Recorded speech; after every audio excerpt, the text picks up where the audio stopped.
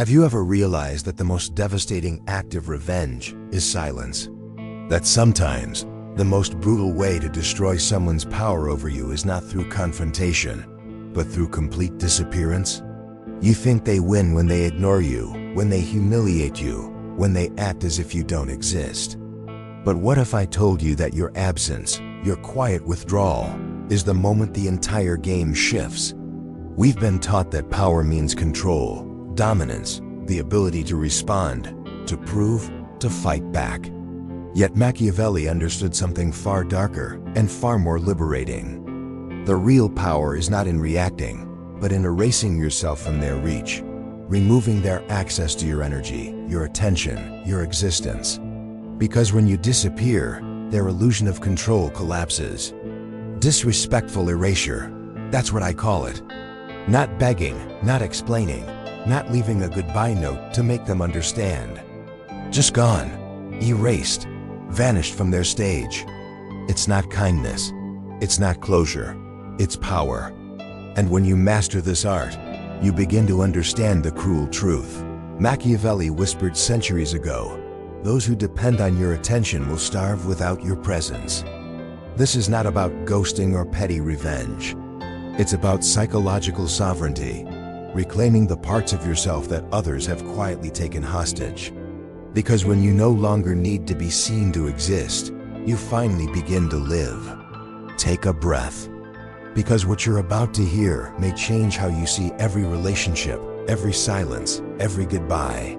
Now, before we dive deeper, if this message resonates with something deep inside you, hit the like button, subscribe to the channel, and turn on the notification bell so you'll be the first to know when I release another video that speaks directly to your awakening.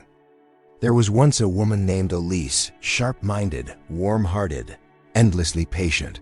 The kind of person who believed that if she just gave enough love, enough loyalty, and enough explanation, people would finally see her worth. She wasn't weak. She was hopeful. She believed in decency, in fairness, in the simple idea that kindness would be returned in kind. But the world doesn't work on fairness, it works on power. And that, as Machiavelli would warn, is the first truth most people never want to face. Elise's life revolved around someone who seemed to take quiet pleasure in diminishing her. Maybe it was a partner, maybe a boss, maybe a friend, it doesn't matter. The pattern was always the same. When she achieved something, they brushed it aside. When she spoke, they interrupted. When she tried to express hurt, they told her she was too sensitive, too emotional, or too much. And every time they crossed a line, she did what she thought strong people did. She reasoned, explained, forgave. But what Elise didn't realize was that every act of justification was a transaction. Every explanation she offered was another drop of her own energy handed to someone who thrived on her reactions. Each defense she made wasn't a reclaiming power. It was confirming that she had already lost it. It's strange how domination hides itself in politeness. They never shouted at her. They simply dismissed her with that calm, subtle cruelty that leaves you questioning your own perception. Maybe I am overreacting, she thought. Maybe I do expect too much. That's how control works, not by force, but by persuasion. And then, one night, something shifted. It wasn't an explosion, not a dramatic ending, but a quiet realization that landed in her chest like a stone. She saw herself from the outside, a woman constantly explaining her existence to people who had no interest in understanding it. She realized she was fighting to stay visible in a place that demanded her invisibility to function, so she stopped. Not out of hatred, not out of pride, but out of exhaustion. She didn't make an announcement, didn't post a quote on social media, didn't craft a final message that said, "You'll regret losing me." She simply vanished. She didn't return the calls. She didn't respond to the bait. She didn't show up to the arguments she was expected to play in. She walked out of the story they had written for her. At first, silence felt unbearable. Her hands itched to type long messages explaining why. She replayed every conversation, tempted to break the stillness just to remind them she existed. Because silence is terrifying when you've been taught that your worth depends on being seen. But with every day that passed, something changed. The anxiety slowly turned into clarity. The absence that once felt like emptiness began to feel like peace. And on the other side, panic. The same person who used to mock her calmness suddenly became restless. They sent little messages, sarcastic comments, subtle jabs meant to provoke a reaction. But Elise stayed silent. And that silence became unbearable for them. The power dynamic reversed itself completely. The one who used to command her attention now couldn't stand the void of being ignored. That's when Elise understood what Machiavelli truly meant when he wrote, "Men judge more by the eye than by the hand, for all can see but few can feel. People only believe what they can perceive." And when you take yourself out of their sight, their story about you starts to collapse. Their power evaporates with your absence. Centuries ago, Niccolò Machiavelli didn't write The Prince for kings and emperors. He wrote it for survivors. For those who have been humiliated, overlooked, and manipulated. For those who needed to learn how to protect their sovereignty without asking permission. He knew that power doesn't always roar. Sometimes it simply withdraws. Elise's silence became her rebellion. Her erasure wasn't cruelty. It was an act of emotional self-defense. A declaration that said, "I no longer exist for your consumption."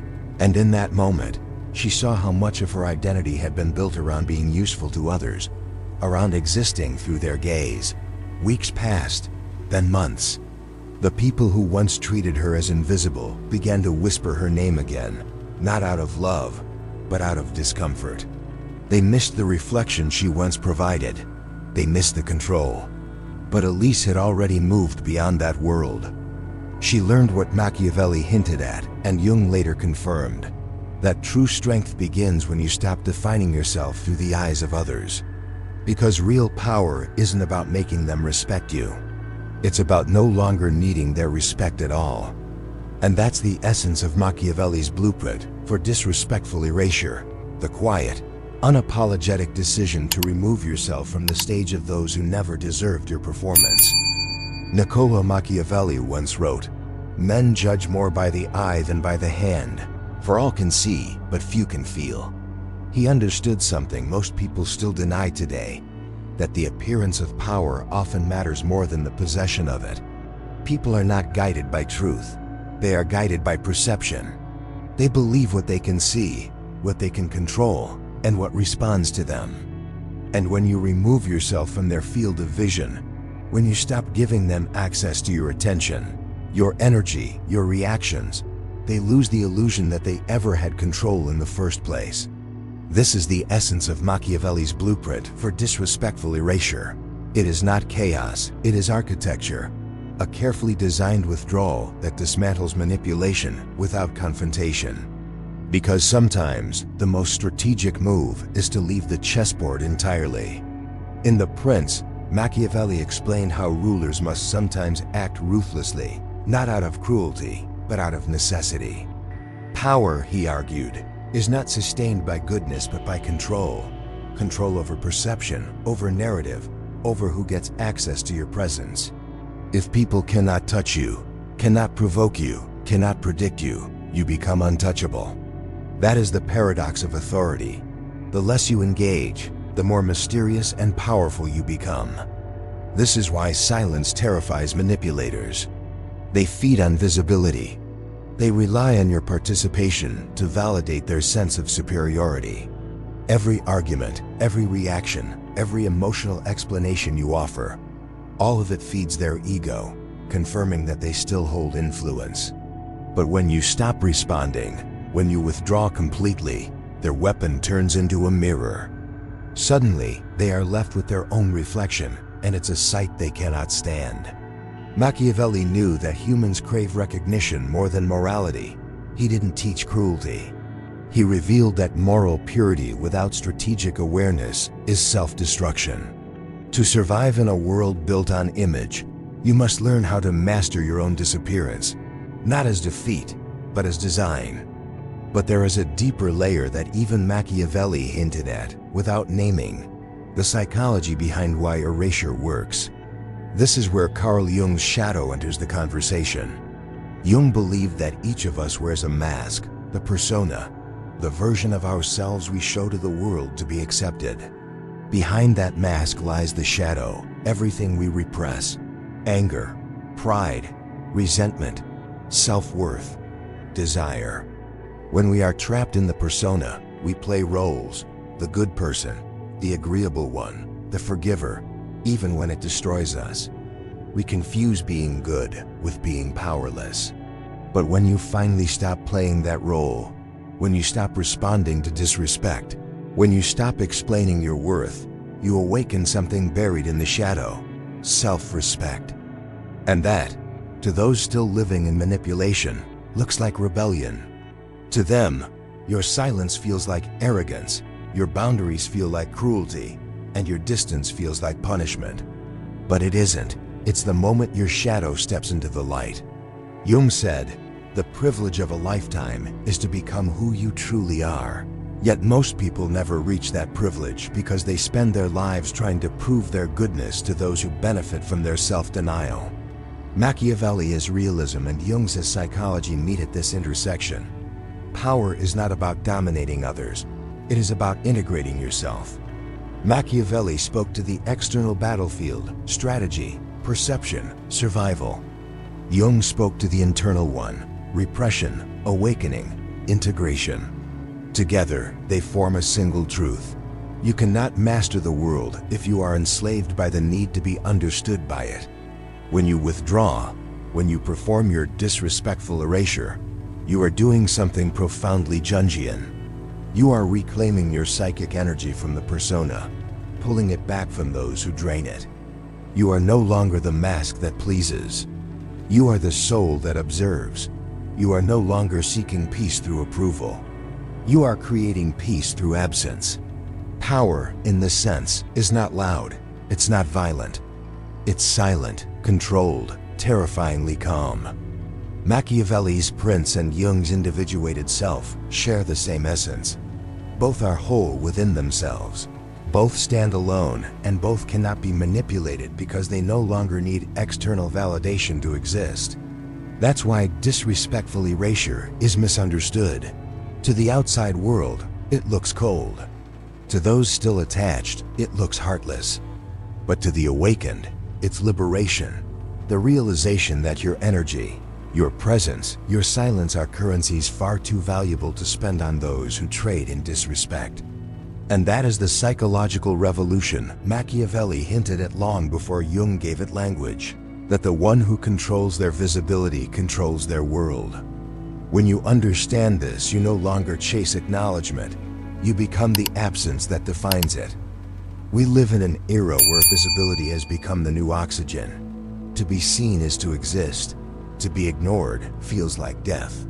Every scroll, every like, every view has turned attention into a modern form of currency. We no longer ask, "Who am I?" We ask, "Who is watching me?" But Machiavelli would have smiled at this world, not with admiration, but with understanding. He predicted this dynamic centuries ago, a society ruled not by kings, but by perception. If power once belonged to monarchs, it now belongs to algorithms. And those algorithms thrive on one thing: your constant reaction. Think about it. Every platform you use is designed to feed on your engagement, your outrage, your validation-seeking impulses. When someone ignores your post, you feel the sting of invisibility. When they comment or react, dopamine floods your brain. You've been conditioned to mistake visibility for significance, to measure your worth through the mirror of attention. It's not just personal, it's systemic. Now imagine stepping out of that system. Imagine applying Machiavelli's blueprint for erasure in a world addicted to being seen. Imagine the power of choosing silence in a culture that worships noise.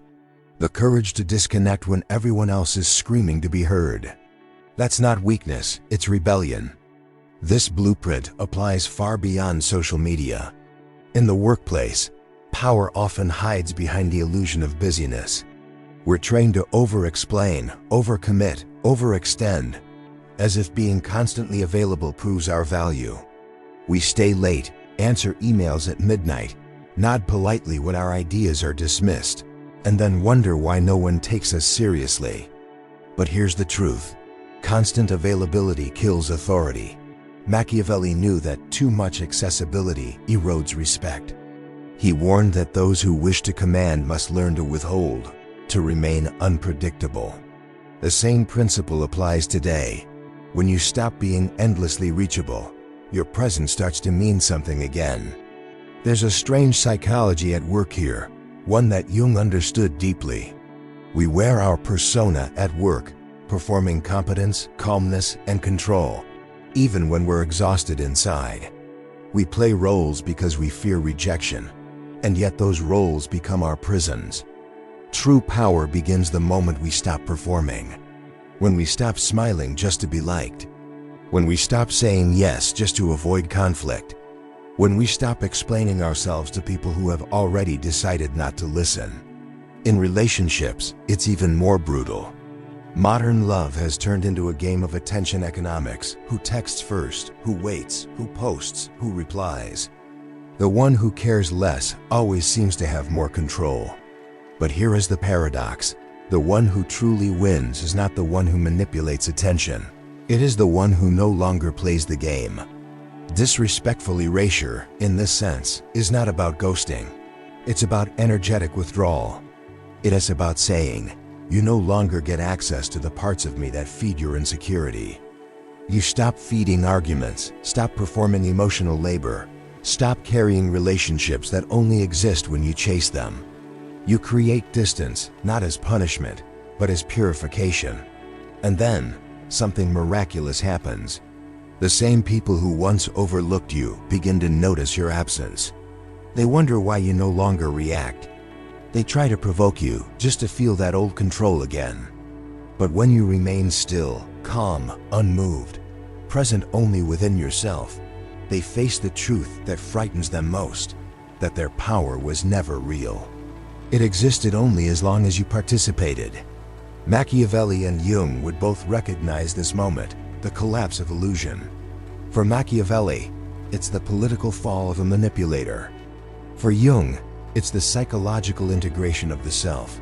Both are forms of liberation. Because once you realize that your silence holds more weight than your words, you stop wasting your energy trying to convince anyone of your worth. And yet, this kind of freedom is rare. It demands the courage to be misunderstood, to be invisible, to disappear without seeking revenge or applause.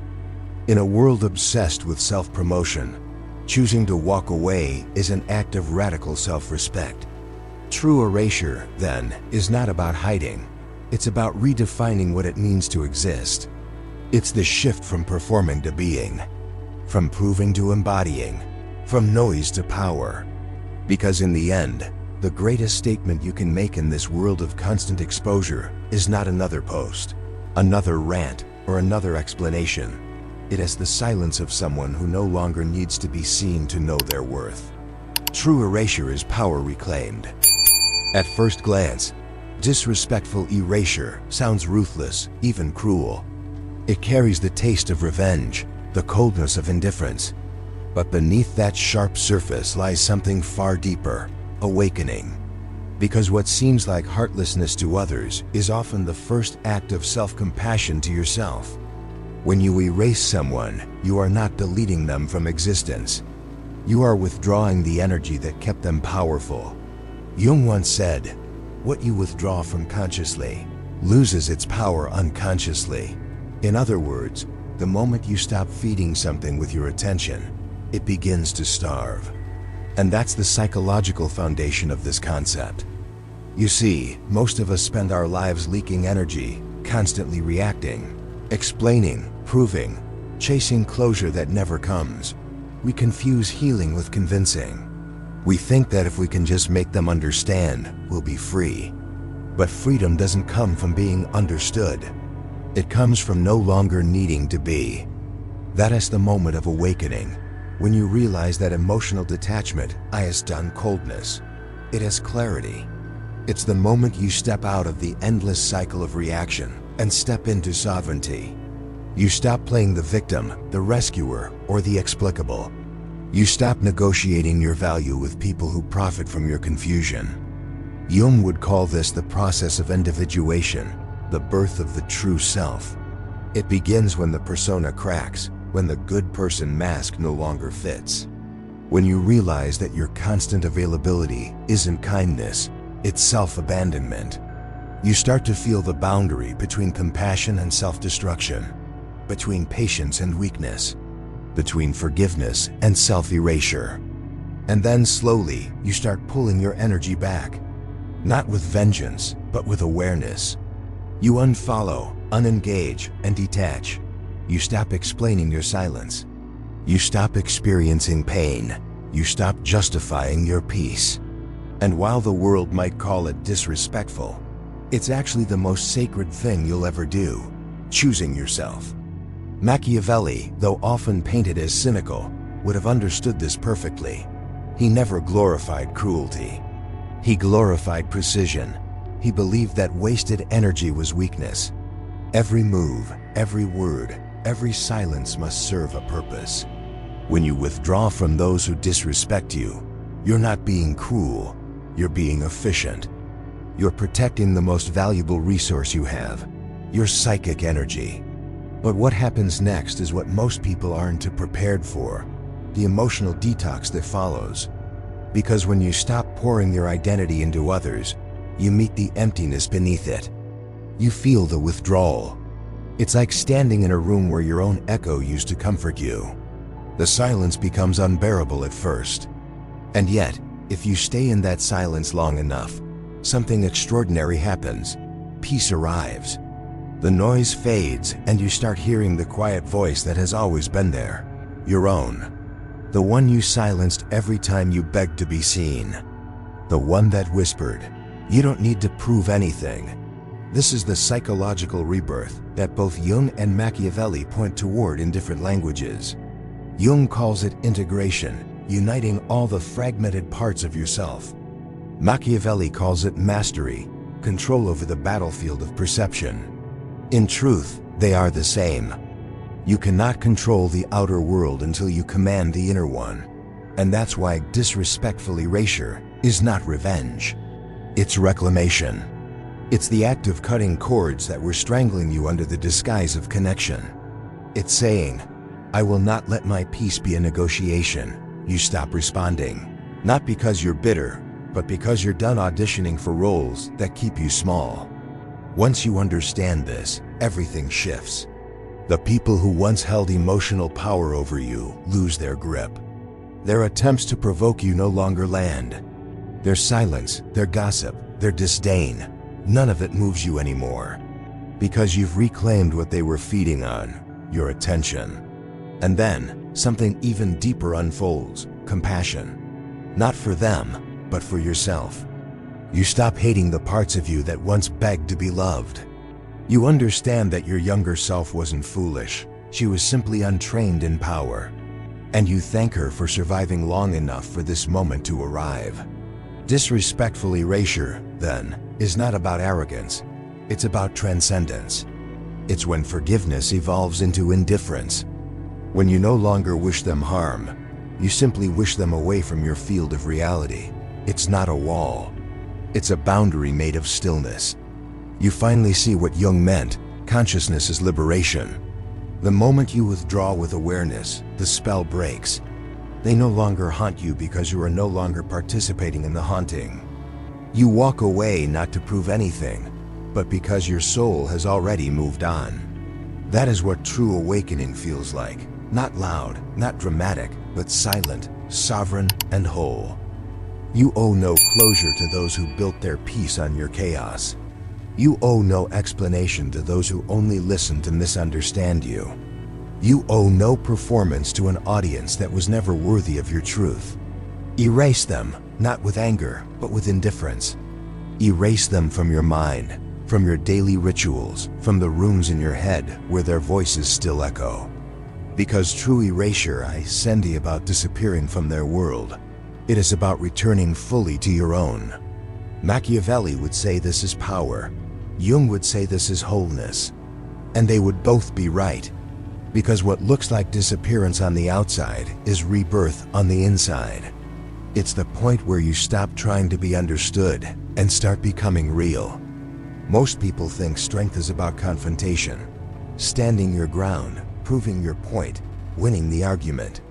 But sometimes, the most terrifying kind of strength is quiet. It's walking away when every instinct tells you to stay and fight. It's choosing peace over performance, silence over validation. It's letting go, not because you stopped caring, but because you finally learned how to care for yourself. The world teaches us to fear being forgotten. It teaches us to stay visible, stay loud, stay relevant. But the truth is, relevance is a prison. The more you chase it, the more you become dependent on those who grant it. The more you try to prove your worth, the further you drift from your essence. When you choose erasure, when you consciously decide that your energy is no longer available for disrespect, you shift from seeking power to becoming it. You realize that true control isn't about dominating others. It's about mastering yourself. It's about not needing to be seen, not needing to be right, not needing to be remembered. Because peace, once found, no longer needs witnesses. Jung wrote that, "The one who looks outside dreams. The one who looks inside awakens." Machiavelli would have agreed, though in his own ruthless way. When you stop reacting to the outer world, the game collapses. You become the variable no one can control. You become the absence that defines their limits.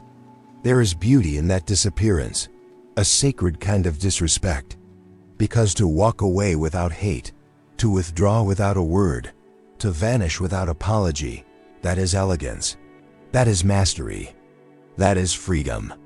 And one day, the people who once tried to control you will look for the version of you that used to respond, and they will not find them. That person is gone, erased, not out of bitterness, but out of evolution. You didn't disappear. You transformed. You became someone who doesn't need to be acknowledged to exist. Someone who doesn't need to shout to be heard. Someone who doesn't need to prove their worth to anyone, not anymore. That is the true power Machiavelli wrote about, and the inner awakening Jung devoted his life to explaining. The sovereignty of a soul that no longer dances for validation. So let them talk, let them wonder. Let them write their stories without you. You've already left the stage. Because in the end, silence is the only revenge the powerful ever need. And when you learn to wield it, you stop chasing peace, you become it. Before you go, if this message resonated with you, if you felt a piece of truth awaken inside, take a moment to like this video, subscribe to the channel, and turn on the notification bell. I share reflections like this every week, lessons that help you rise above the noise, reclaim your mind, and live with quiet power. And I'd love to hear from you. Leave a comment below. Which part of this message spoke to you the most? What truth did you recognize about yourself tonight? Your story might just be the spark that awakens someone else.